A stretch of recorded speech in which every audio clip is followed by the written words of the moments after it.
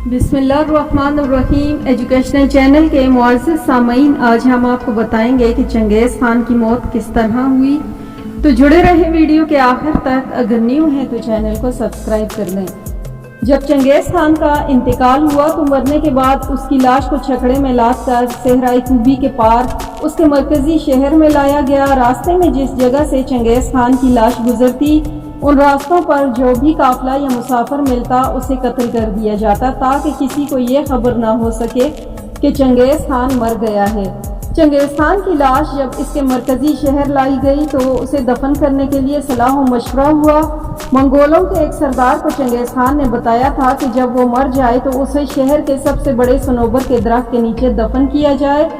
ये दरख्त बहुत ऊंचा और बहुत बड़ा था। उस दरख्त को देखकर चंगेज़ खान अक्सर ये कहा करता था कि इसके साए बूढ़े के लिए बड़े आराम की जगह है।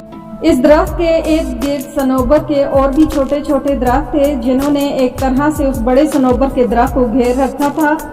बहरहाल सनोबर के इस दरख्त के साए तले एक बहुत बड़ी कब्र खोदी गई। इसके बाद चंगेज़ खान के इस घोड़े को मार दिया गया जिस पर इसने अपनी आखिरी दिनों में सवारी की थी, और इसकी हड्डियां अलहदा करके उन हड्डियों को जलाकर खुश्क और साफ कर लिया गया, और इस कब्र के अंदर एक छोटा सा खेमा नस्ब किया गया जिसमें पका हुआ गोश्त, अनाज, एक कुमान और एक तलवार और इस घोड़े की हड्डियां रखी गईं। इसके बाद इस कब्र में चंगेज़ खान को दफन कर दिया गया।